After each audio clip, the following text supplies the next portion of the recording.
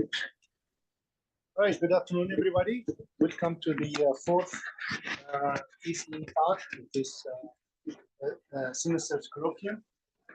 It's my pleasure to introduce our distinguished speaker today, Mr. Ray Hensberger. Ray is a seasoned engineering and data science executive who built his career in inventing and leading and deploying high-impact data products and solutions across commercial and government industries. Ray is currently serving as the global head of machine learning and generative AI at Amazon Web Services, or AWS. He oversees a professional services business advising global organizations on adopting AI and machine learning to strategically power their missions. Prior to Amazon Web Services, he held leadership positions at Booz Allen Hamilton, where he directed the data science and AI initiatives within the Strategic Innovation Group. Ray is an active member of the advisory board for the Bradley Department of Electrical and Computer Engineering at Virginia Tech. And he has been a recognized thought leader in the industry, speaking at different conferences and meetings. He holds a Master of Science degree in Information Systems Engineering from Johns Hopkins University and a Bachelor of Science degree in Computer Engineering from Virginia Tech. Without further ado, Ray, the floor is yours. Thank you. Appreciate it. And I'll touch on a little bit of that background of mine as well as we go. So thanks for having me. Really appreciate it. I was honored when I got asked if I wanted to speak here. I was like, yeah, sure. Awesome. Would love to do it. Also honored to join the advisory board as well when I was offered that. So having graduated from Virginia Tech, there was a lot of fond, wonderful, fun memories for sure from Blacksburg, and just really excited to be getting a little bit closer to the school again and all of this. So as I kind of thought about, all right, what am I going to talk with this group about? Would you all be interested in hearing from me? There's a couple different ways it could have gone and kind of did go, I guess. And one is what is the history of AI? Where did it come from? All that. You probably have heard that, or you know that, or you will hear that from someone. And if you're interested, you could read about it too. And then there was, the most probably common question I get from people outside of the field is, how did you get started in what you're doing? And what do you see being next down the road for artificial intelligence and machine learning? Wow, you have a really interesting background.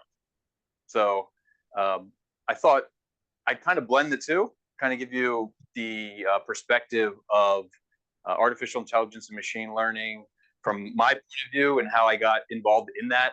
But over the 20-year span, that is my career. And so why 20 years? Well, that's because that's my career. And it's kind of interesting when you look at it. There's a lot that's happened on both the hardware side and the software side, the data side. That's all kind of come together to kind of where we're at now. And we are not even close to stopping in this space or slowing down, as I'm sure you can tell or you've heard. So I'm going to talk through all those things. And of course, along the way, kind of give you, I wouldn't necessarily say tips or hints, but just my advice and things to think about as you all embark from here into your careers, or if you already have a career, kind of if you want to get into this space, kind of some things to think about or ways to approach it. So with that, I will jump into this. As stated, I did my undergrad at Virginia Tech, computer engineering, and the italicized part of this. So this is a presentation from me to you all. I do work at Amazon Web Services currently, but what I say is not going to reflect their opinion on things. It's my own personal views and opinions on things. I'm not going to say anything that I think is controversial. That's a disclaimer for you all, not to attach the talk today to Amazon, but attach it to me personally. All right. So with that, all right. So a little bit about me. By the way, you're going to see some images throughout this presentation, like this one here. Anyone want to guess what multimodal model helped me put these images together? Any guesses? Anyone? Nope. Dolly. Okay. It was Llama 3.2, recently released by Meta. So if you have Instagram, you can go in there and you can talk to it, and you can say, "Hey, give me an image of a robot that's interested in engineering, whatever. Say whatever you want." It's actually pretty cool to play with. So I'm not taking any credit on these images, and they're kind of, some of them are weird and wacky as you go, but it's just a prompt that I gave it, what it spit out, and I thought I'd share that. It's kind of cool stuff. So a little bit about me. So I grew up in this area, DMV, so DC, Maryland, Virginia. I grew up closer to Baltimore, and a place called Ellicott City, and went and got my undergrad at VT. I didn't know I wanted to do engineering at all. I was doing some computer science classes when I was in high school. That was pretty, fun. I loved video games when I was a kid growing up. Played with different coding languages and things on my own, and realized this stuff is actually kind of cool. How do I learn more about it? Took some comp sci classes. It was in my senior year of high school. Someone was an engineer that came in and said, "Hey," they're kind of someone's parent was coming and talking to us about what to do in your career, and they were an engineer, and they said, "Do you like taking things apart and putting them together? Just take it apart, look at it, how it works, and like kind of put it back together again. That's engineering. If you like doing that, you should get involved in engineering." And that kind of hit a light bulb for me, because I always kind of took things apart and was just curious, put it together. Realized, wow, I can get like a degree in that. That's pretty cool. Then I realized there's something called computer engineering. So now I can blend that computer side, computer science, into the engineering piece.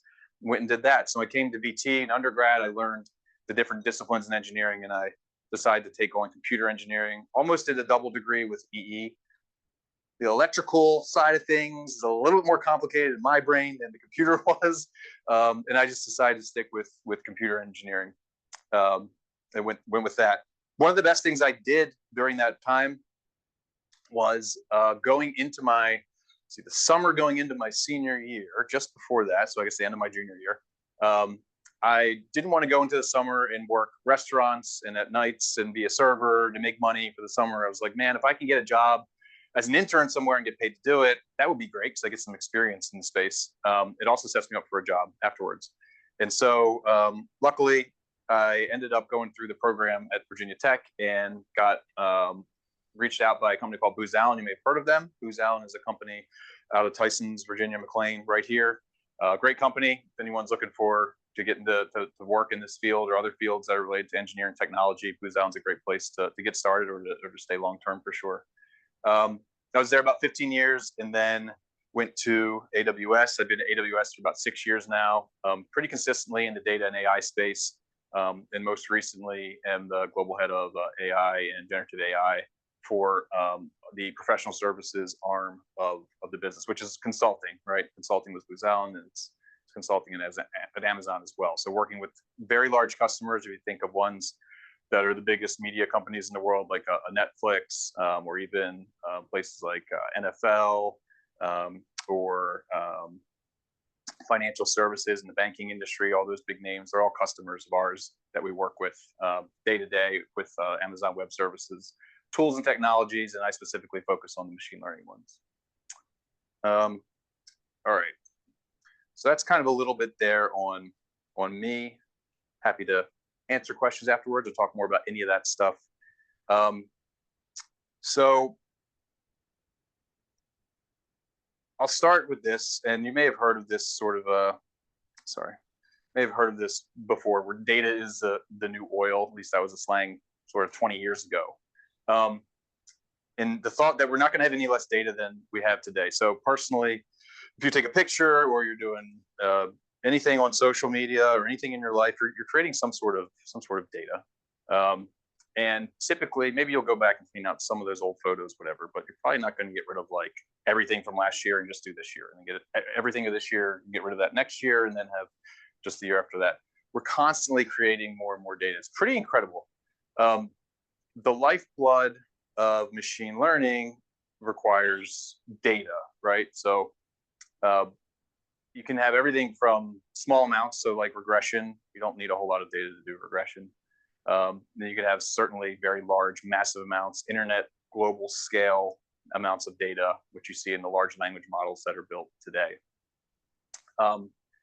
Without data, you don't get to the models, right? So you've got data, you got the foundational components there, and then you've got models that get built from that data. Otherwise, what's the machine learning? What's it learning? You don't have data. It's got to learn from something. It's like a textbook, extra data when you're learning. You got to learn from your book and information that's around you. But data also needs to be refined and processed to be useful. You can't just take raw data all the time. It very often needs to be refined and processed, just like you do with oil. So it's extremely valuable, right? Oil also being valuable, right? There's kind of this analogy that was made, data is the new oil.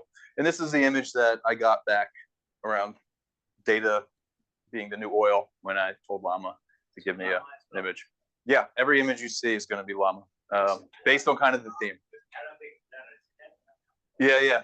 Right. Yep. This is Llama as well. So yeah, that's right. So it's kind of interesting what you get back when you talk to these things.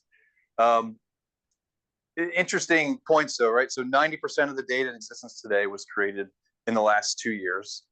I mean, just think about that, right? Like that's crazy because there was a lot of data 20 years ago when I started getting I got out of school, started really getting into software development and engineering in a professional sense. There was about 2 zettabytes, a little bit less than that because I wasn't in 2010, but that just gives you an idea. 2 zettabytes then, 2025 expected to hit around 180 globally, just massive, right? And you think we have a lot now, just wait 2 years, right? It's gonna continue to grow more than you can even think, given everything that we're seeing come online and everything that's being retained. All right, so the point of this slide is to give you all the idea that kind of data is where, again, let's go back 20 years ago. Data was important back then, and for me, that's where it all got started. So I didn't just jump into AI right out of school. I didn't just go right into data science. I came out and I was a software engineer, software developer. And the idea of artificial intelligence was always interesting to me. I actually took a course in my undergrad on AI, and I don't know if it was the only course offered to undergrads in AI or not. I don't really remember, but I remember seeing it was like, oh, that's kind of cool. I'll take this AI course. I did not really enjoy it at all, to be honest with you. It was heuristics. It was Python. I was mostly coding in like C and C++ in my courses, so Python's easy enough to pick up, but it was just different, and I wasn't really quite grasping all the concepts associated with it. But that's what AI was back in 2006 when I graduated. That's where some of the concepts were in terms of what was being done, at least teaching to students. So when I came out of school, I wasn't going right into AI. I was being a software developer, and I was doing it at Booz Allen. So I was working with federal government and working in a space within the Department of Defense. And specifically, if you think of different parts of the Department of Defense that are in the intelligence community, there's a ton of data, right? So back then, 20 years ago, there's a lot of data. There's a lot of structured, there's a lot of unstructured, there's a lot of semi-structured data that was coming in and being processed. So I was working with a lot of data and building applications and systems that were processing the data and making sense of it. So missions could be carried out within the Department of Defense. And I had the 3 V's of data to deal with. Does anybody know what the 3 V's of data are? Have you ever heard of that? It may be just like totally no one talks about it anymore. Okay. So it was like the thing. Let me just tell you, back then, it was like the thing. Everyone, the big 3 V's. Everyone knew what the 3 V's were. But it was variety, velocity, volume, variety, velocity, right? Volume, what's the scale, the big amount, massive amounts, gigabytes, right? Back then, of data coming in. Variety, so the semi-structured, the structured, images, videos, text. And then there was tabular data, right, which is the structured Excel files full of stuff. The 3 V's, though, that was the variety. So the 3 V's, volume, velocity, variety, were what you always had to deal with and think about. And the systems that I was dealing with at the time that were in place were, okay, we're going to shove all this stuff into our usually Oracle database that's sitting there. And that Oracle database was a single machine, and it was massive, and you paid licensing fees for it. And if you wanted to scale, right, and be able to handle more data, what did you do? You bought a bigger machine with more powerful CPUs that could handle that, right? And that's really expensive. And when you have 90% of your data growing, from the last 2 years, 90% of your data is from the last 2 years, and that kind of exponential growth of data, that is a very expensive way to try and scale. And there's a lot of lag time with the hardware and to get it and all that. That's what we knew. So that was called vertical scaling, right? Scaling up, you're just getting bigger machines, just scaling up. But what happened was Google came out with a paper in 2006 called Big Table, the Big Table paper. And everyone was kind of in awe at that time, right? So we're all dealing with this data problem and couldn't get big enough, fast enough hardware to deal with the amounts of data we were having. So we started to kind of look around. Google came out with this paper, and everyone was, not everyone, but there was interest in the community. And it was a key value store, and I won't talk about key value stores. You can look up what that is. DynamoDB is the one that AWS has. There's a lot of different ones out there today. But that was like turning the world on its head, just completely upside down when it came to data storage and systems when that paper came out. But that talked about horizontal, that kind of introduced this concept of horizontal scaling. So now you could put commodity hardware, just machines that are lying around, you can connect them together, and you can have actually a bigger, more powerful system to deal with your data versus having just one very large system to deal with it. And so I started working with the R&D, research and development groups within my customer space to figure out, hey, what do you all know about this? Are you all doing anything with this paper? Can we build something together? And I took the research and development piece of what was happening and started to put that into the production side of what my customer was trying to do, and actually ended up designing and deploying the DoD's first cloud analytics platform for big data, which is a very key term. As much as we hear generative AI today, we were hearing big data back then. So be curious, right? So for me, in those days, 2006 to 2010-ish timeframe, it was about, we have this problem. I was curious to learn and understand what Google's Big Table paper was bringing. I was curious and went to the research and development arms of where I was working. So you're going to get a lot of places by just keeping your curiosity in front of you and continuing to explore it. Just don't be afraid of that. It takes you places. So we have all this data, and we're now able to kind of put it in one place versus, well, let me say this. We're able to put it across a lot of machines that scale horizontally instead of vertically.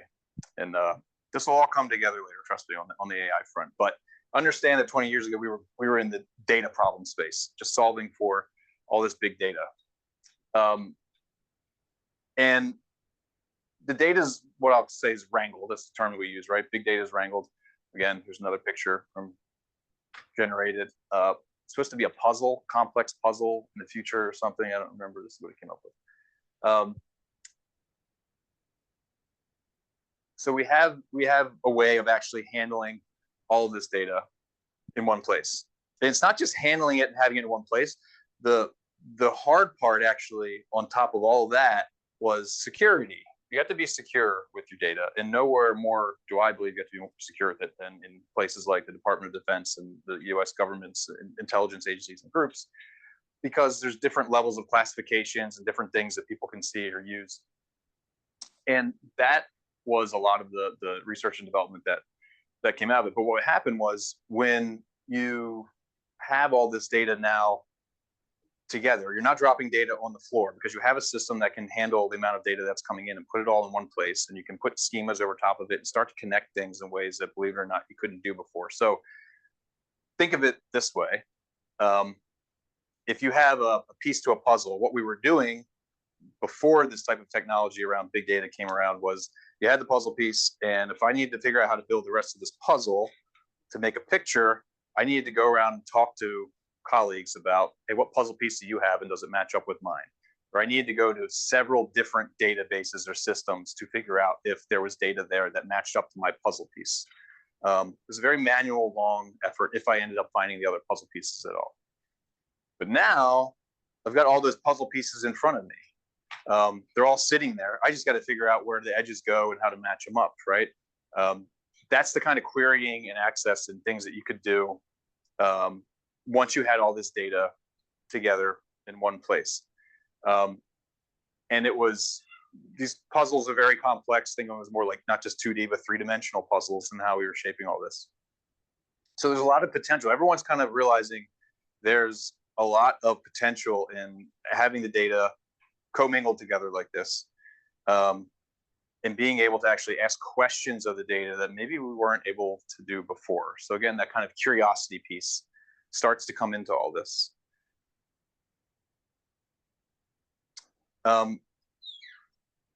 So does anyone know what MapReduce is? Okay. I laugh because, again, if we go back like 15, 20 years ago, it was a big term with the big data, was MapReduce. So there's something called a Hadoop file store, allowed you to do scalable, what I was just talking about is a file system that lets you connect all the pieces of hardware together and have a massive kind of what we call a data lake or lake of data. And kind of like the main way to process and run analytics in that type of system, because the constraints you have is something called MapReduce. I won't go much deeper than that on MapReduce. Again, you can look into it and see what it is. But that's kind of all we had. It was kind of summarizing data. Like how do you take things and then add them up quickly and summarize different pieces and components that we had. So everyone's trying to kind of fit problems in that space and then solve them with this architecture. That, again, is the curiosity piece of it. That's okay. I don't know I ever saw too much come out of that. Everyone was running around looking for how do you do MapReduce better, and there was some things that came out around that. But going back to the data piece, now we have all this data. This is where machine learning started to take in. So machine learning and AI has always been around. Not always, right? But you go back to the 50s, I think, and there's a Turing test, and there's things around the ideas of artificial intelligence, and like I said, regressions, machine learning. So there's machine learning all around us. There always has been. But you're getting to a point now where, not now, you're getting at this point, we're looking at the 2010-ish time frame. You've got the taking machine learning and doing clustering, k-means clustering, things like that, unsupervised learning, which just tells you about your data. I got all my data there now in one place. Why don't we just start learning about it and figuring out what's there? So machine learning was used with these scaled data architectures to start to learn about the data statistically. What's in there? What do you see? What clusters? What's interesting that kind of falls out? This very iterative approach to that. So when you think about science, you iterate when you do science, right? You have a hypothesis, you go test the hypothesis, it's good, it's bad. You go back to the lab, you come up with another hypothesis, you continue to iterate on what you're doing. So kind of the term data science fell out of that approach, right? Again, that term's been around longer than this time period I'm saying here, but the whole idea of data science really started to latch on. Let's just do science with all this data that's now there. Unsupervised learning, so supervised when you have labeled data, is started to get a bit more interesting because you have all this data. So things like neural nets, which conceptually up until this point were something that you could theoretically do and were worked on, but just took a lot of computing, and it takes a lot of data to set the weights up correctly and train the models and parameters and everything else. But deep learning kind of took hold. And deep learning is an area that I think, technically generative AI falls within deep learning, right? And deep learning was kind of the next frontier. So we had just data problem, right? And then we had, okay, we solved the data problem. We're able to scale and be able to hold all this data within our systems and data centers. And what are we going to do with it? Okay, unsupervised learning. We start to learn about the data, what's interesting in it. oh wow, now we can start building neural nets with the deep data, or I'm sorry, with deep learning.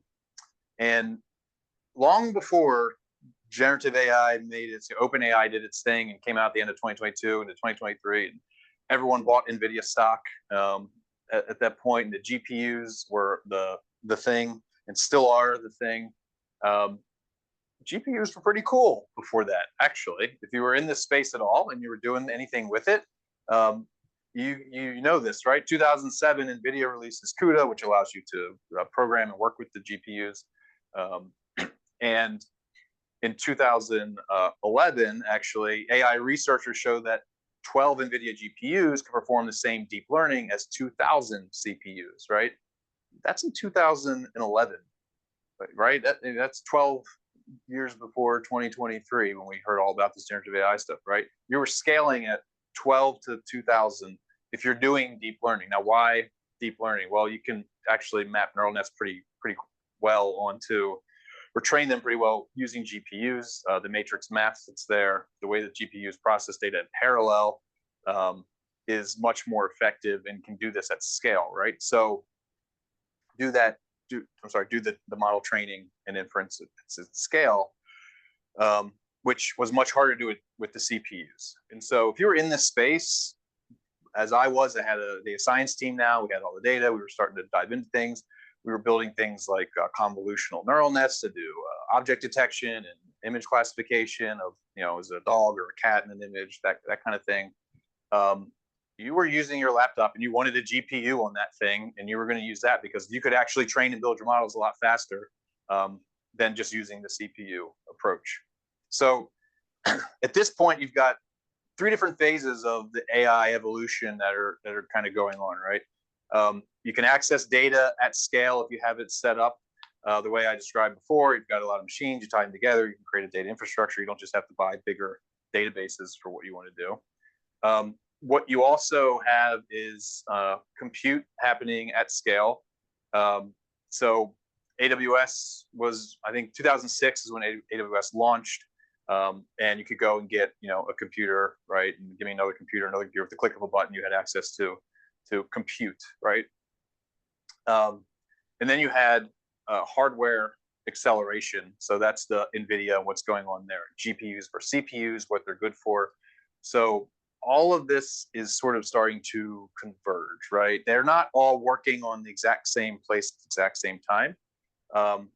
But this evolution is happening and ongoing, and they're going alongside each other in a number of different ways. And so for me, so going to my career perspective, right? I'm just naturally following the problems I see in front of me, being curious about it and figuring out kind of ways to solve the problem, but always staying at that cutting edge, right? So like the GPUs, for example, we're going to be using those. We're going to be doing some neural net work. And it wasn't just research and how do we learn about these things. It's how do I actually use this to solve a problem? How do I actually use this to solve a problem that a customer is having? What will they be interested in, or what can I do with it that I couldn't do before? So that's kind of the data science era, or data science piece to the story. So around this time for me, yeah, this is an interesting one. What's that? Yeah, no, not quite. No, not quite. This is it was military grade technology in the sports world or something. Was this one, right? And then it came back with this. So yeah, I wish I looked that way, but I don't, unfortunately.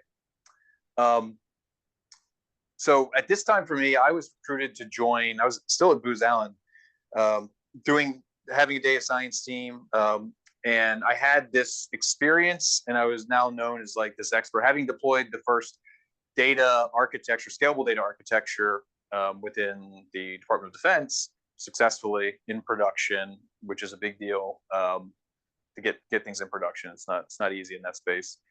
I had that, and then I had the data science piece as well on top of that, right? My teams and the areas I was leading in were both of that, and I was leaned on that pretty heavily not just in the space I was working in with the Department of Defense, but hey, can you come talk to my customers in other parts of the business? Places like the FDA, for example, or even in the private sector space as well. So like energy companies, big oil and gas, they had lots of sensors and drilling, and so lots of data, and then you want to learn about where to drill better, how to use your equipment better. It was the technology and the approach that I could just lift out of the space I was doing and then bring it into different customer spaces. There was nothing classified about that, about the architecture and approach. It was all about the data and the missions they were supporting. So I could easily just take that technology and then being the subject matter expert in it. So I got to that point, again, being curious, innovating my way through what was interesting to me. So kind of passion areas I mentioned around like programming and computing, right? And just following that and getting excited about the work that I'm doing every day. So that brought me to the innovation group at Booz Allen. It's called the Strategic Innovation Group. I think it's still there today. I haven't been there for the last 6 years. But that was about, where else are there these data problems? And I'll give you an example of sort of the, like, back then, what cutting edge solutions or way that we were innovating, or I was innovating with my team.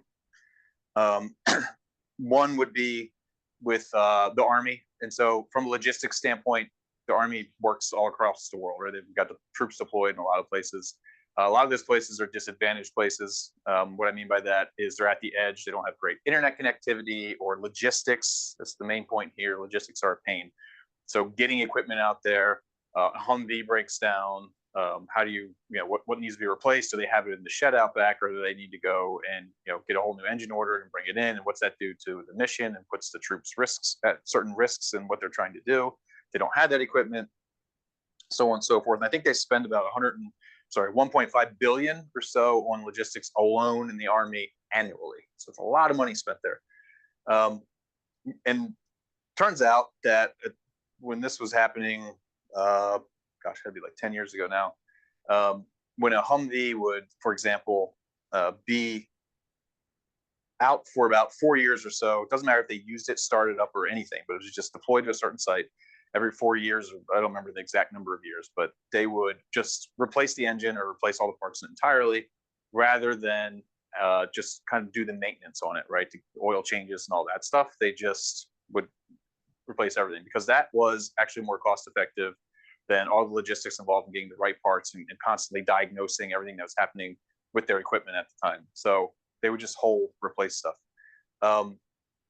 And the idea was, well, okay, can we get some sort of predictive maintenance there where you can say, we don't need to replace everything, right? We actually should be checking how much these things are used, or understanding all the, you could strap on sensors to these things and understand a whole lot more about them than just replacing everything at once. And the Army didn't want to put money into putting all these sensors on them because it's really expensive. The OEMs, you got thousands and millions of different pieces of equipment. We're not going to put sensors on everything. However, their engineers and people that worked on these things, they had a method. A lot of the more, I'd say, grizzled veterans in the space, or seasoned ones, where they would just listen to the engine running. It could tell you probably 3 or 4 or 5 different things that were going on with it that needed to be done just by hearing it when it was running. What if we created an app that was like Shazam, right? Rather than give me the music, but just tells me what's wrong with the engine, tells me what's wrong with what's going on. And that would only require, when you're at the edge, a small mobile device. It doesn't have to be connected necessarily if you have the models on the phone itself. That would then tell me what maintenance needs to be done, or it could predict, hey, we're about to have a dropped cylinder, probably likely in 2 weeks. That part needs to get here, whatever. And that was done through a deep learning neural net architecture that we had built. But that was the kind of like solutioning that we were starting to see and to get in place. So using the technology for things like that. The other thing I did in the innovation group, if you look at my background, if you type my name into Google at all, likely what comes up is something around like sports or sports analytics. I spent a little bit of time in that space. I built that practice up while I was at Booz Allen. And essentially that came about because I had someone that worked for me that wrote a paper around pitch prediction in baseball. What's the next pitch coming out of the pitcher's hand? And I think they used SVM, support vector machines, to do some of the modeling on that. And they took it to a conference called the MIT Sloan Sports Analytics Conference. It's kind of like the major sports analytics conference that I would say is in the industry and academically. And I went with them. They were presenting the paper. I went just to check it out because if you know anything else about me at all that I haven't mentioned here, I'm a huge sports fan. Go Ravens, great win this past weekend. Love to talk to anyone in here about that more if you want to afterwards. But I'm huge into sports. So again, passion area, nothing to do with computer engineering, data, whatever, right? But super interesting to me. Well, I'm there and the Major League Baseball is announcing something called StatCast that they're putting out there. NBA is talking about SportsView. The NFL is talking about RFIDs that they're going to be putting in players, the pads and shoulder pads and everything else. They're talking about all this technology that's either coming out or just came out. All of those are to track the players, the balls, the things going on in the field. And guess what it's putting out? Data, generating massive amounts of data. It was like, my gosh, I think it was like 7 terabytes of data per MLB game or something is what they said at that conference. And just like, I'm going around talking to people, I'm like, so they're going to start generating this data. What are you going to do with it? Oh, we can, figure out how to watch the player do this and do that. Okay, but like, it's going to be a lot of data. Where are you putting that data? How are you dealing with it? What are you doing, right? So the world of big data and data science, boom, sports, right there sitting in front of me. So jumped on the opportunity to start diving into that, going to customers, right? So like, I never thought what I was doing was going to take me into a passion area like that. But by just staying grounded in what I was passionate about and following, again, the curiosity pieces of what I was doing, found myself in some super interesting spaces. We were building play prediction for NFL. We were doing, now I have parts of my team actually at Amazon, AWS, that work with the Next Gen Stats team at the NFL. If anybody watches the football games on Thursday nights, Next Gen Stats is on there. Some of the more advanced things, mostly around player health, is where we're at right now. Not on the metrics of the game that you typically see, but anyway, still kind of tied to all that stuff. In order to do that, though, right, I had to realize that what I was doing was not an area of business for my employer necessarily, right? So Booz Allen is not known in the sports industry. That worked actually well in 2 ways. One was when I went to talk to people in sports and they realized that I spent 10 years plus working with intelligence community and I'm bringing technology and approaches from there into sports, their eyes light up, right? Wow, that's pretty cool. Tell me more. What are you guys doing? So branding piece of that went into it in terms of marketing and talking to people about what could be done and what was possible. That's one piece of it. But I had to keep my foot in the DoD space. I was running all the data science activities across the DoD for Booz Allen at the time. So I had to make sure that business was going well too. A lot of what happened was I could take the story that I was telling over the story from sports, offense, defense, what an opponent is going to do next, how you measure an athlete, so biomechanics associated with that in terms of how they throw, how they run, how they jump, physically, reducing injuries, all that stuff. Take that story, you can translate that back, right? I took that and you could talk to a general that was interested in sports. Guess what? It is on the battlefield, offense and defense. You've got your other side of the field. You've got your adversary, enemy, whatever. What are they doing? What's the prediction? What they're going to do next, right? All of that translates over. Athlete performance. Our athletes in the military are your Navy SEALs, your Delta Force, your Army, all of your soldiers, right? Injuries, right, are definitely something there you want to try to mitigate and deal with. So that storytelling is huge in terms of being able to kind of move into different areas of the market. Again, I find myself always trying to be grounded in the technology, data science, big data in this case. Ground yourself in that, and you can move it around different markets and different areas that you find interesting to you. So follow your passions. Watching the time here, and innovate. All right. What happened? Oh no, back to the robot.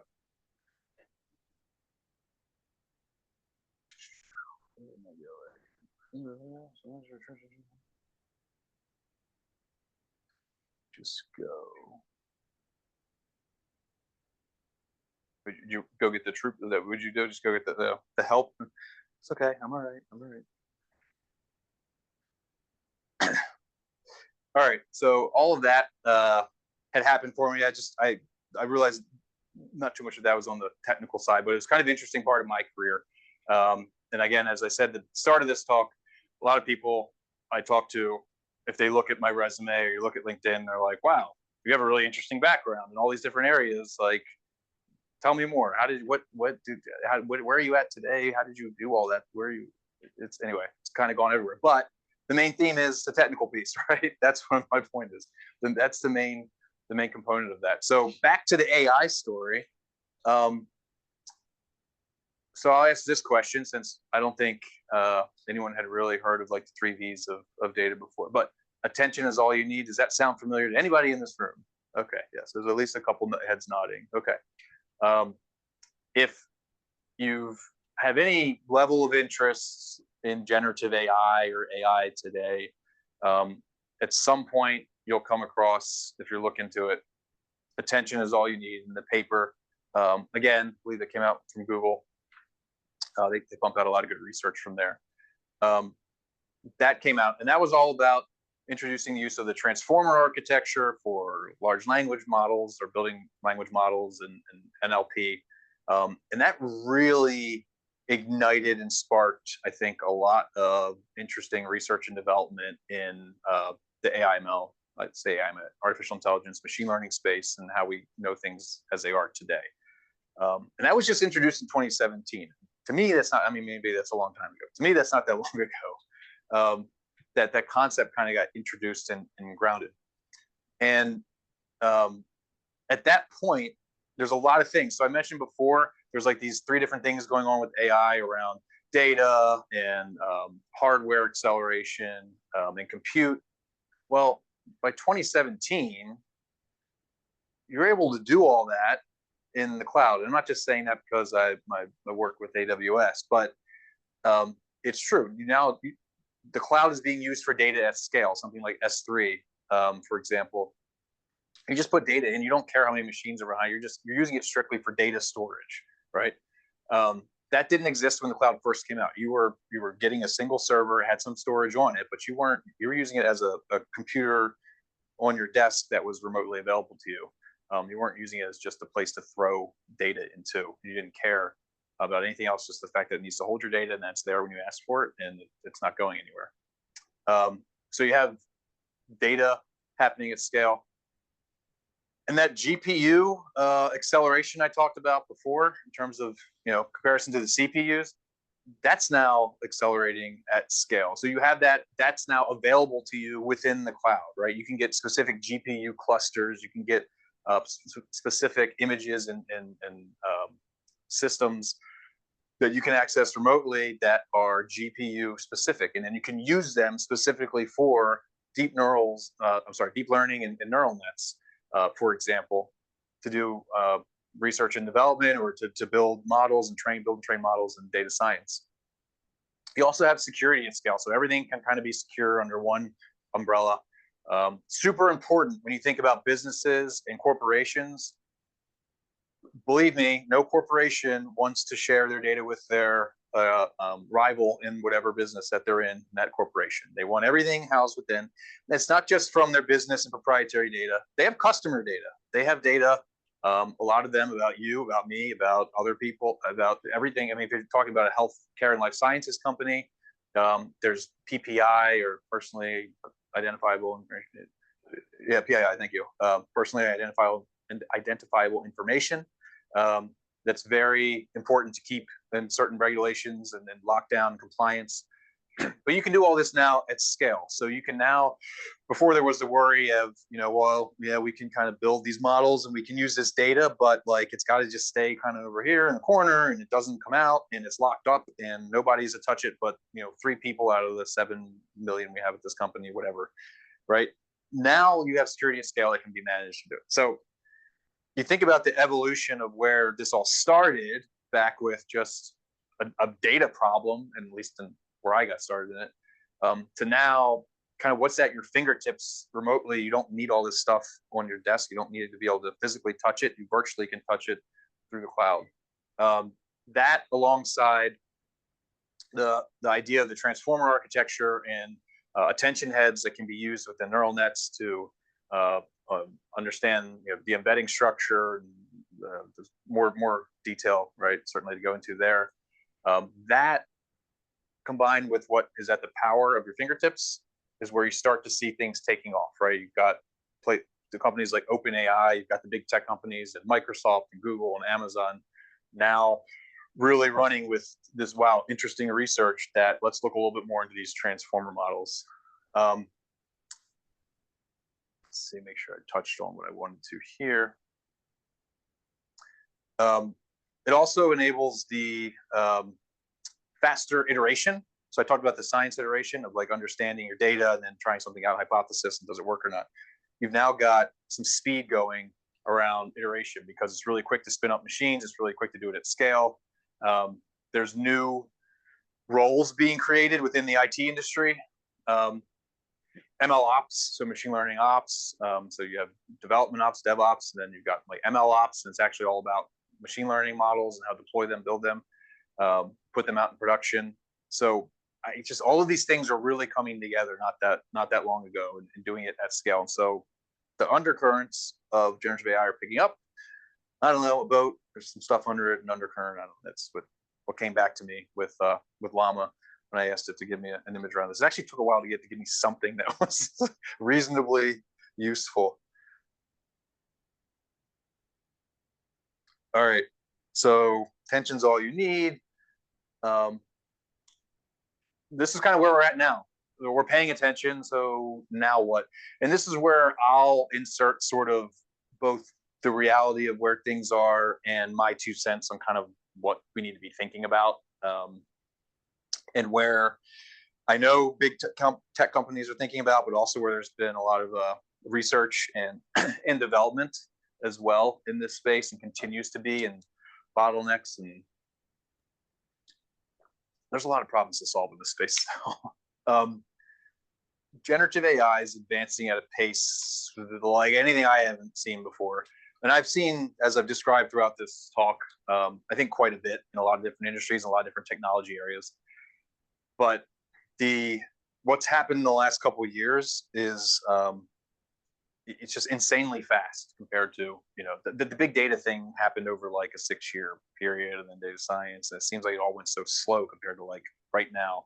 The evolution of models and how fast they're going out and being built, and their size continues to grow in a lot of cases, especially these huge large language models that you're seeing with the GPTs of the world, Gemini, with Google, Llama, most of them definitely growing in size. And I don't think that'll stop. There's some research and development there that says the more data you have, the more parameters you have, there's sort of a linear function associated with it that shows that that'll continue to give you better results. But they're very large, generalized models, right? Like the way I think about this is, maybe there's other better ways to think about it. I'm sure there are, but the way my tiny little brain thinks about this is, in our brains, it's a very complicated system, but our brains can do a lot. We can generalize a lot. We can move. We have all our senses. We touch, smell. We have our memory. Things that happen within our minds. There's a lot to it, and these really large models, if you kind of think of them, they're generalized in a similar sense that they try to do a lot, like everything, right? From math to science to legal documentation to English to literature to just anything that you can think of that's out on the internet. They try to consume and then be able to kind of regurgitate in a sense. But our brains also have a lot of different functions, like I said, and those happen in different parts of the brain, right? It's kind of like, it's not fully compartmentalized, but in a sense it sort of is. You have the left brain, the right brain, you have the frontal lobe, you have parts that take care of memory, you have things that are associated with different things that we do as humans. Well, similarly, these models can be broken down that way too. You specialize them into certain functions, You don't need the big, huge, massive, large models. You don't have to use all that training capacity. You don't need all that capacity for inference or when they actually run and give you an answer, the inference part. You don't need these massive models. If you specialize them, then you actually have a much smaller model that runs much more efficiently and effectively. We're seeing a lot of success in that. So, you know, a company that maybe is a chatbot with a financial institution cares about banking and accounts and stock market and economy and whatever is associated in that world. You don't need to know, you know, Shakespeare and the history of the world and you know, healthcare and life sciences and all that stuff. You can just, you don't need that. So you can have a much more specialized model. It's much more cost efficient for companies. So there's a lot of promise there. And actually, they're actually a lot better in what they do when they're specialized like that than the generalized models. They don't forget things or what's called hallucinating as much or as often or as frequently as maybe the larger models would do. Inference, so that's when the model actually runs and you can ask it a question, it gives you an answer. Or ask it for an image and it gives you a picture, right? Inference is that result that comes back. So when the model's trained, it goes out, inference, that's going to grow exponentially, right? You've seen over the past couple of years, a lot of investment, actually still now, a ton of investment in what's going on to just train and build and put these models into a position that they can then be used, right? GPT comes out every 8 months or whatever it is. They just released Strawberry, I think was a different one that they put out there. Actually, I'll talk about that a little more in a second. So a lot of the infrastructure and a lot of compute power and things that have been happening have been on the model building side, really. Well, what are we building models for if we're not going to then use them for anything besides just you being able to go to ChatGPT on your phone? Businesses and our customers that I work with are certainly looking to or are using them. And that's the inference part of it, is it actually being out there. That's going to grow exponentially as this continues to get adopted over time. You're going to have more and more inference. So their infrastructure is going to be then used for building bigger models. It's also going to be used for the inference piece of it. And oh, by the way, inference isn't just a one and done deal anymore, where you ask it a question and it does its thing and spits out an answer. Inference is now, there's something that came out recently, OpenAI. There's Strawberry model that they just released not long ago. It has a way of thinking through, thinking's the wrong word, but chain of thought is what it's called. And so you ask it a question, it'll go through as a large language model does and starts to put out its output. But before sending that back to you, now this is black box, so I don't know the actual inner workings of it, right? But kind of the thought and theory and the way that this is working is it actually takes the result that it just created and it sends it back through itself. Kind of check it, right? Chain of thought. So it's thinking through, okay, what did I do? Is that the right answer? Is that what I want to say? Okay, well, I want to change this. And then it kind of goes through again. And I don't know how many iterations, but kind of that's the concept, is that at inference, you're now actually running inference in and of itself multiple times. So that can actually give you a result in like 20 seconds versus like half a second. However, you get much better results when that happens. So now inference, that's just one example in how inference isn't just going to be taking a model and deploying it out there and using it. It's going to be taking a model, deploying it out there, and using it in a probably much more larger scaled out way. And so that's going to put strain on infrastructure as well in terms of being able to run these things. In my opinion, we're really just constrained by physical boundaries on all of this. The theory has always been out there, theoretical approaches, how you could continue to advance the models. And there's a lot of things to do in research and development in these different areas. But the constraints are really around the physical pieces, the power to actually drive these things. We talked a little bit about that before, but the power grids are stressed as it is only, and we were talking about it earlier, going to get worse and increase. And I don't know if anyone heard about it recently, but I think, gosh, it was a couple weeks ago, right? Or a month ago, maybe. Microsoft went in with Constellation Energy and something along the lines of bought the rights to the old 3 Mile Island site and one of the reactors, not the bad one, but the good one there, strictly for powering. They're going to boot the thing back up, and that's for powering AI infrastructure for them, for Microsoft, right? So paid $1.5 billion. Yeah, right, exactly. So like that's what we're seeing now. Now it's on the power side, right? just being able to power the data centers to do this stuff. Not to mention you need space to put all this stuff into, and your cooling. Yeah, and transmission lines. And yeah, there's just a whole infrastructure component that this evolution in artificial intelligence we're seeing today is going to drive across our infrastructure and demand on resources. Not to mention you have to cool it. And as actually we're getting more efficient with our chips and with our technology, and that's great, less emissions.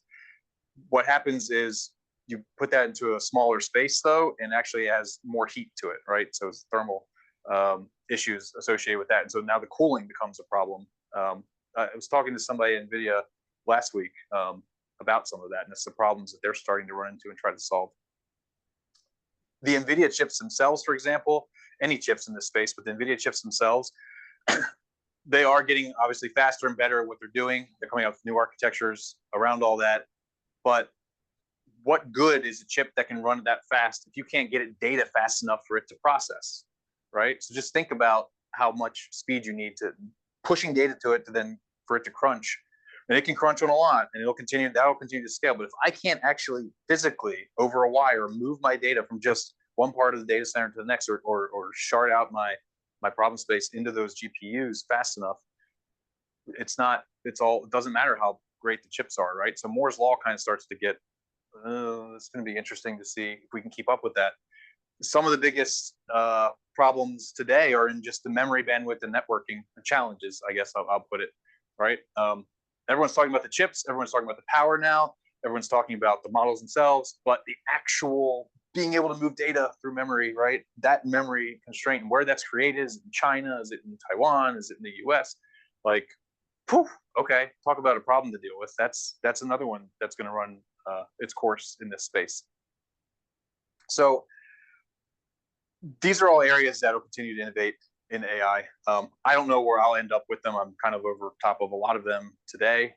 Maybe I'll deep dive into some of them or not. But my curiosity and innovation created what I'll say is the AI flywheel. So if you just think about, we had the big data piece I was talking about, the data that built the models, builds and trains the models.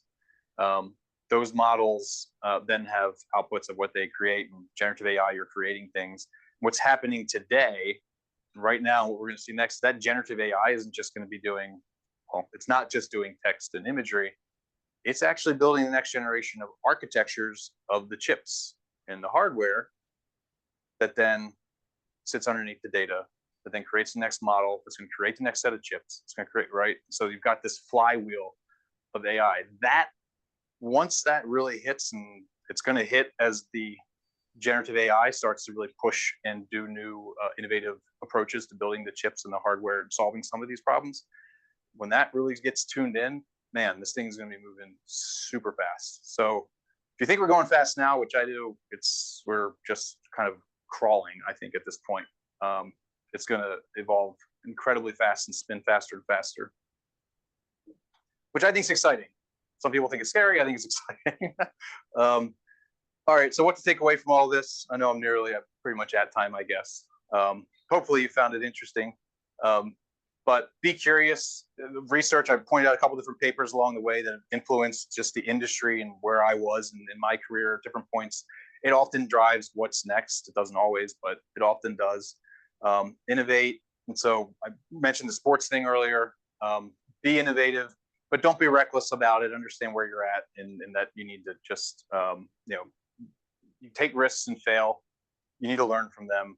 And be grounded in what you're doing. I always stay grounded in the technical side of things. Discover where you're passionate. I mentioned a couple different passion areas of mine in computers and sports. Go for it. You will be successful. Don't worry. Don't overthink about it. If you're passionate about it, like you'll have fun doing it. You'll be excited about it, and it'll bring success to you because you're going to be good at whatever it is that you decide to do.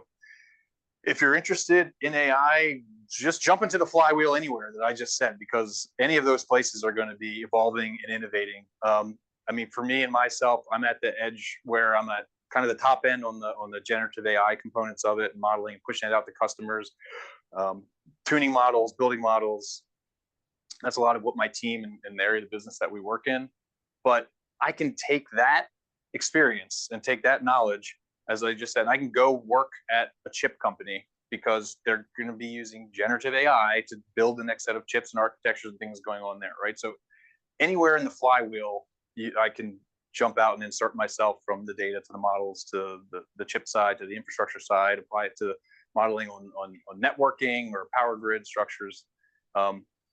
There's a lot to get into in this space. I'm happy to give my 2 cents or guidance on that if it's ever of interest to anyone.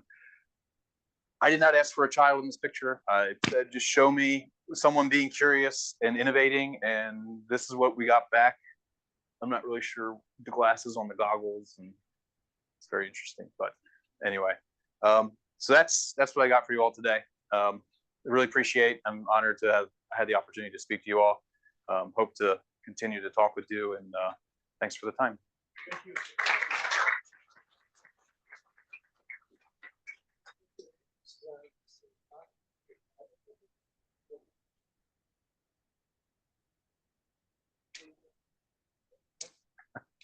A lot of really very interesting trends happening over the past, few decades. Is there anything that you see happening in the next few years like push that you think might be close? Yeah, there's one that does come to mind. I didn't mention it in terms of what I've done in my time, but at the same time I was working in the sports side of things, I also stood up the quantum information sciences practice at Booz. I wasn't asked to do it. I just curiously started doing it, actually. And quantum is space. Now, I'm not the quantum expert, right? So for me, it was the idea of what it could bring and where it could go. And most importantly at the time, it was just understanding it, because I had customers asking me, like, what are you all doing with quantum? What do you think of quantum computers, right? Generative AI wasn't the thought back then. And so it's like, well, we got to get smart on this. So I partnered with D-Wave, actually, was the company, some other ones, to build up expertise and get some of the physicists that I had hired to get involved and learn and build on that. And quantum is a space that it could be 1 year from now, it could be 50 years from now that we're going to see the quantum computing and the results of what that means and what it is.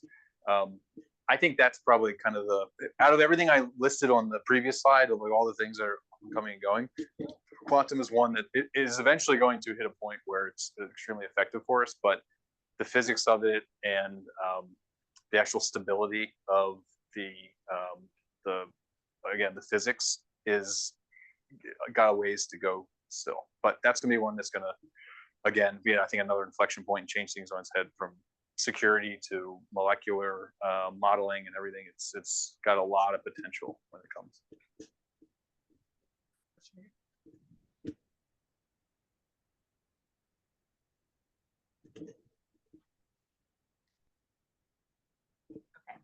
So a question from online. When it comes to the development of commercial solutions or government-oriented mission products, respectively, does Amazon partner with other companies, particularly small ones? If so, what does the relationship or process look like? So I'll take that more offline. The quick answer to that is yes. Amazon absolutely does. We're very involved with the startup community in a number of different ways. And the AWS cloud is something we want to make sure everyone has access to, no matter what size, big or small. And working on these problems actually here at VT, one of the reasons I'm here and part of the board is Amazon's very much involved with Virginia Tech in terms of research and development in the space, and working with the Commonwealth and companies as well. A lot of different avenues, from professional services to also partners. So we have an entire partner network of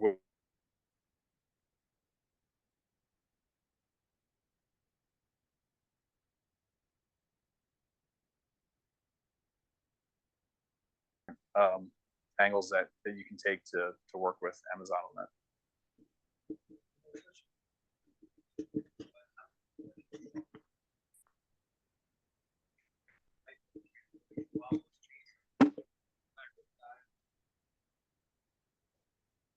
Number one, in terms of research,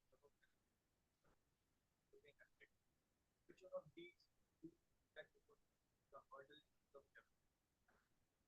progressing in this field, A and B, which one you could will give us a breakthrough in terms of Good questions.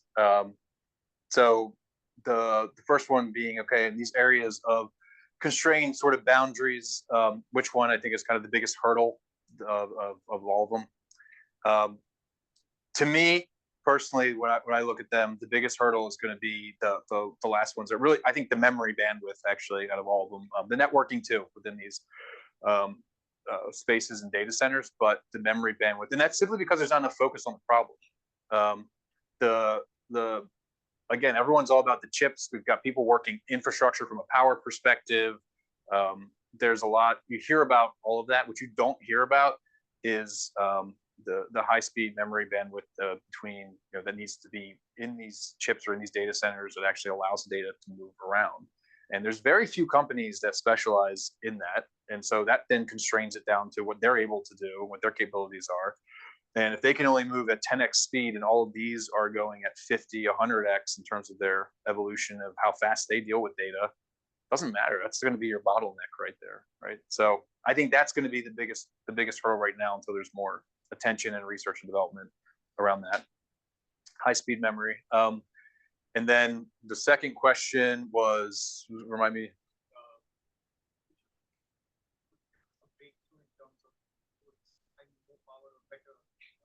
Yeah, overall, just kind of pushing it further. That's a. I think if you look at those, just that kind of constrained space in the physical, I think power kind of jumps out to me on that one, in terms of being able to power the data centers. And we've got to figure out how to do that along with balancing the rest of the grid for, the world or the country, right, wherever it exists, right? Because none of us want to have our lights turned off in our house or in our working spaces because, Amazon wants to run a cluster for the next big neural net, right? So that, to me, we got to figure that piece out. And once that is figured out, you're seeing nuclear power starting to get a lot of interest again all of a sudden, because it tends to be what's thought of more clean. It tends to be something that has a lot of potential. So we get far enough ahead of that, which I think a lot of that can be done through some of the tours I had today in some of the labs, actually. That will be sort of, I think, a breakthrough of, okay, these other pieces will happen and can go alongside of that, but without the power, like, none of this is going to be possible. And that's got to be figured out for all of it to work. What's your thoughts on how to best secure these systems against cyber attacks, poisoning attacks? Yeah, the security question. So, and you're doing your PhD in that, right? We talked earlier, so makes sense. So security is huge, right? And there's a whole idea, and I didn't talk about too much here, but a responsible AI and ethical use of data. And I did touch on how companies want to have they need to make sure it's their data that's used within this space. And so having the right guardrails and security controls in place amongst your whoever's working in these systems, the kind of need to know basis and access are all super important. I think, the whole idea of having it be within your private, whether it's a VPC, a virtual private cloud, or environment, is hugely important, right? It needs to live within the environment and the data that is being used to train it. There's a lot, I think, still, though, when these things are out there, in terms of understanding these models and being able to make them do things that they're not supposed to be doing, or that no one thought they could do, because they thought they had the right guardrails. Like, if you prompt engineer or write a certain prompt in a certain way, you can have the models actually go around the instructions that they were told of their security guardrails, sometimes, of what they're not supposed to do, right? And so in the models themselves, there's different ideas of, well, you could just cut off the different parts of the neural net or of the language model that are, you could prune off the nodes that are associated with things you don't want it to think about or to respond to from a security perspective. The problem with that is, if you do that, you may actually cut off some other parts of knowledge that that model has been built to retain, right? So it starts to forget other things that it learned because it's interconnected in such a way that you cut off one piece, suddenly those connections aren't there, and it forgets things. So there's a risk to that. I've also seen where they're starting to train models. Some research in the area of, okay, if you train the model, you say something like, tell me how to build, I don't know, something, a bomb or whatever, and you don't want to respond to that, you train it to respond with garble, just random text. And that actually has pretty good effect. Then you're not trimming the nodes and you're not getting rid of what it's learned, but you're actually training it to put out something that doesn't make sense. It's another approach that's being looked at. The other piece to it, though, is that these models have a lot of data associated with them. And if you mess with that data, so the security of the data in and of itself is paramount, because obviously that's what the model is using to be trained on. But if a hacker is able to get in and they know you're training the model with the data, they can change the data or change the attributes or affect that. And then that goes into the model and the learning of the model. And then all of a sudden the model has now retained that information or thinks of things the way it thinks of things it shouldn't, or it's got kind of holes, I guess, if you want to think of it that way, that you can then penetrate through that weren't there before. There's a lot to think about in that space, both when it's out running an inference, but I think even more so within the training. And I think the key to all of that is data security and locking that up and having a strong cloud provider like an AWS that's got really strong security in place, and things and controls is a great option when you're looking at it. So I don't know if that answers your question. I'm not a security expert either, so I'm kind of just going off some of the papers I read and things, but that's where, yeah. Yes. Okay, so first I have a question and a comment. Question is, can you discuss the environmental cost of all these developments in AI? And the comment is, Josh Allen is still better than Lamar Jackson. Okay, where's the data on that one from Sunday? Okay, Josh Allen better than Lamar Jackson. I like Josh Allen. I think he's actually very respectable. He's an awesome quarterback. I was shocked to see how he played over the weekend. I don't think he can run as fast as Lamar Jackson, but he can certainly throw the ball. The environmental impact. So I can't really speak to that piece of it, to be honest with you. From an environmental perspective, you look at how the chips and how they're being developed in the infrastructure pieces, and there's a lot towards carbon emissions and going zero carbon and using less energy to run them. But like I said, if we're using less energy, it can actually condense. You have a more dense structure to the electronics in many cases, and that actually creates more heat. And so then you have to dissipate, get that heat out of there somehow, and that has its own issues. So it's a very hard problem to solve. When you look at the data centers, continuing to build them, obviously there's potential impact there. But there's ideas also around what to do with data centers. We're looking at even underwater data centers, right? For example, I think Microsoft ran an experiment with that not too long ago.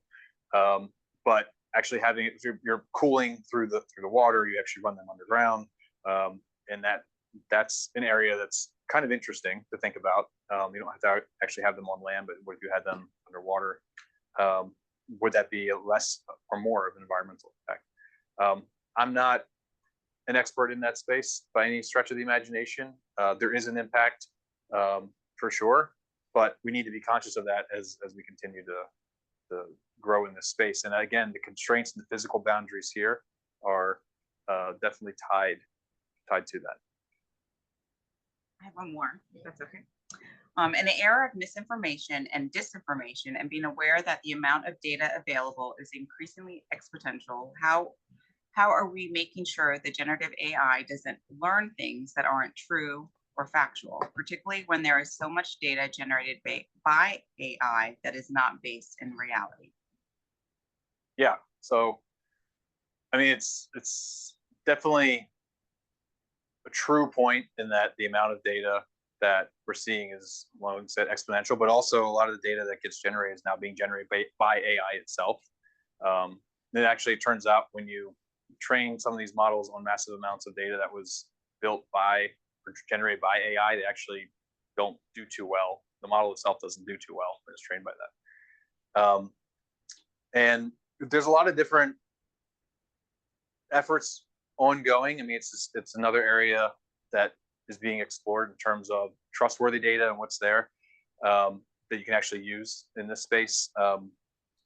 And there's things like watermarking, for example, that you don't necessarily see the watermark, but images have them embedded in there. This is where you get into the responsible use of AI, right? You need to understand the data that you're using to train the models. That can be proprietary or it can be, from the internet, but you got to understand the source and the lineage of your data, right? The data is the key piece to it. The source of data is extremely important, and you're seeing changes in that publications from like the New York Times, for example. They're not allowing people to just take their data and use it for training models. They're actually putting legal ramifications in place to allow or disallow the use of their data. And I think that is something that's going to be seen throughout the industry and throughout the world. You're going to have a lot more restrictions on data and what it's used for. And that, I think, will then help the misinformation, because you're not just getting data from anywhere, but you have to have a very strong pedigree of where it's coming from. When you're building the models, you're training the models, it's the responsibility of the person or the institute that's actually training the model to understand the data that's being used.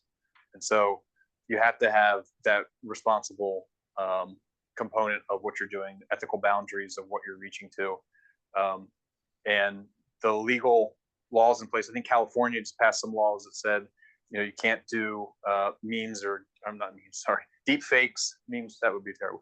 Deep fakes of political people or Hollywood actors or anyone like that without some sort of legal ramification, right, coming back for doing that. So they're starting to make these things illegal to have fake data out there about stuff. It's got to play out through policy. It's not just a technology problem and solution. It's going to be a political policy, government one that's very, very much going to be involved.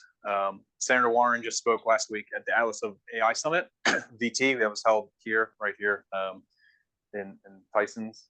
And he spoke about some of that, right? The actual legislation and things like that needs to get into this space and needs to happen now, and it needs to get somewhere. And we can't, draw political lines in a lot of these places, because this stuff is moving too fast for us to sit back and just watch it happen and hope for the best.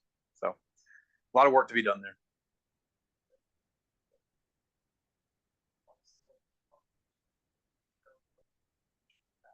One is that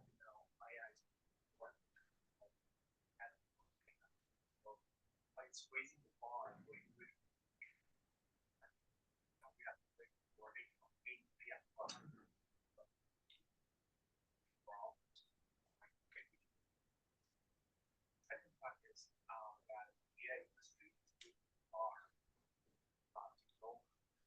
Always build higher PhDs, masters. Looks like it's controversial. Interesting observations. What I'm seeing is there's more partnership amongst the private industry and universities and communities, right? So I mentioned Amazon being part of the relationship here at Virginia Tech and others. To give that capacity and compute accessibility, right, and provide that at the scale that's needed within the research institutes. Some of that still comes down to funding, right, in the end, right? So that's going to be a barrier. I think really interesting one you pointed out was on the PhD and the hiring side, and those. I'll tell you from my experience and from when I look to hire and bring people in and into this space.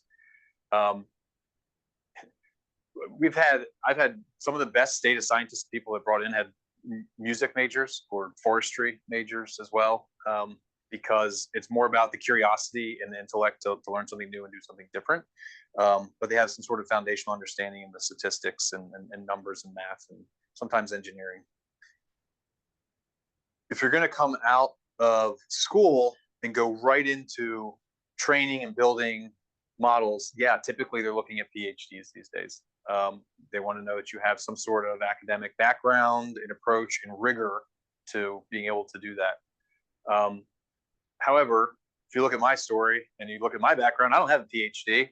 I, kind of wish I did, but I'm not that cool, so I don't have a PhD. But I'm in this space. I'm in this space very deeply, and I'm in a position that I thoroughly enjoy in this space. And so that was built up of just experience. I mentioned the AI flywheel. You don't have to insert yourself at that building models and data science pieces, right? You can insert yourself at other parts along that journey or that flywheel that will then expose you, give you a couple of years of experience, and then expose you to go on to. So you don't have to have a PhD to get into it. You may, if you want to go into a very specific part of the industry right out of school. But it is true. I mean, the bar is raising. The talent, is more focused on this. A lot of people are interested in the space, and it's the best of the best that typically make a lot of the big breakthroughs. But don't underestimate yourselves in any capacity. It's the other thing I've learned.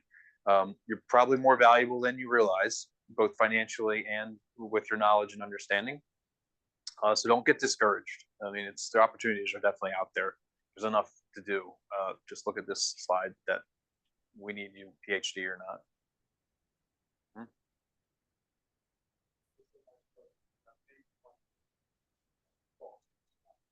I had some time with you, holding that questions for that. But just to add some color to the discussion, start thinking about physical power. One interpretation of that is that we are really questioning the sustainability of the yeah. Then the deeper question is that need to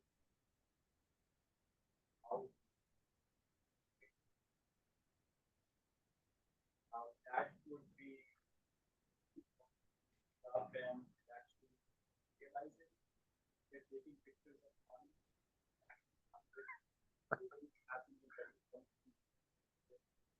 not sure will happen. Second is enforce. Right? So yep. Charge people and in your role, thinking about data, can you share your thoughts on the behavioral / economical aspect?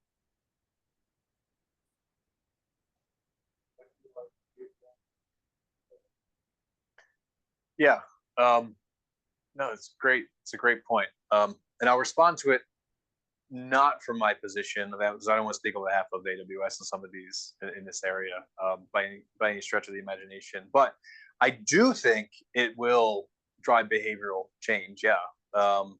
And for better or for worse, right? So there's definitely, I think you could drive out to the out west from here a little bit into Dulles and that area, and you'll see power lines that are still up in very nice communities that say they don't want the power lines anymore coming through for the data centers and things, right? And so there's sort of like people that I think aren't involved in this area of data and why those data centers are being built out and why we need this infrastructure and the additional power and cooling because of AI and what it's doing. Just your normal run-of-the-mill people that aren't involved in that space start to get awareness of what's happening because they're impacted by their own personal lives at some level in terms of what's needed on the physical constraints and boundaries in this. So I do think there's going to be some level of, it's going to drive different behaviors. From the other part that's interesting to think about, I think, is around kind of that cost and data perspective and kind of what does that mean? Like, because you'll never get everyone to, just go look at the monument and then I'm just going to drop myself in there using, generative AI to put myself in the picture. And now I don't need to stand in front of it and take a picture, right? And hey, if you want to pay extra to have your Google Photos storage amped up, you want to pay an extra $10 a month, we'll go ahead and do that for you. You can take even more pictures, right? So I don't know that we'll ever be able to cap the data. But what would happen potentially is we're forced to have a cap because of these boundaries that eventually hit, right? And so what are the implications then, and how do you actually determine what's important to government, to infrastructure, to everyone's daily lives versus your personal life and what you want to do with your photo editor and, you know, capturing things with your family, right? So there's a lot of dominoes to fall, right, and things to move around as we continue to go down this road. That said, I do think there's a lot of kind of grit in the industry to figure these problems out and not back down from the challenges that are there. And there's a lot of people conscious around from an emissions perspective, an environmental perspective, that aren't just going to lay down and just kind of be okay with it, especially those that are in the, I mean, if you look at like OpenAI and some of what's happened there that are going from nonprofit to profit and the changes, and people are, it's not like everyone's just staying with the company because monetarily they want to make more money and we're just going to stay. Like there are legitimate levels of leadership that don't want to be associated with what that change is going to mean because they want to do something in a different capacity. And so there's a lot of smart people in the space that want to do it for good. One of the things I've seen people bring up with me in my own personal life, again, not work related, is like, you know, you think about AI and then how it could go bad, right? And misuse of it. And if we keep growing these things, they kind of get out of control on their own. Look, nothing's impossible, right? It doesn't mean you wouldn't have that capability there. But if you look at like nuclear weapons, for example, the same thing was said at that point in time where, yeah, a lot of bad can be done with it. But at the same time, you get things like nuclear energy and you get good stuff out of it too, right? And so humanity as a whole has a balance in a lot of different ways on this. I do think in the 10-year span outlook, I think we will have solved these problems for sure. And we'll actually have, I mentioned that flywheel before and how fast things are going to be iterating, and we're going to be using the technology to then do better with the technology we have. There's solutions to this that we're not even thinking of, or that we don't even know exists, or that could exist, that are going to come out of just doing the work and having this capability at our fingertips with these models, right? And so that to me is going to help solve the problems that we're all talking about and worried about today. These things are coming to head because we've never moved so fast and advanced so quickly to consume these resources of power, space, cooling, networking, memory bandwidth in such a short time frame. Now everyone's kind of like on their heels of, oh man, this has got to be figured out. It's a new problem to solve. So I think the future is bright, but it's going to take more than just technology to get there. There's a lot of around, like I said, legislation and political things as well that need to happen. Talk more about it later.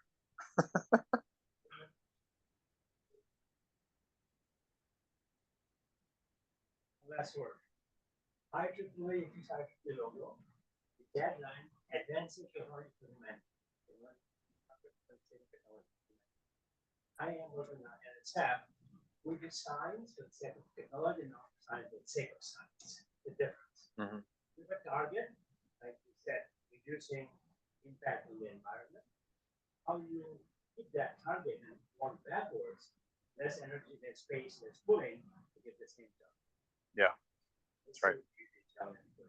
Yes, absolutely. Exactly. You're spot on. Yeah. Much. Thank you.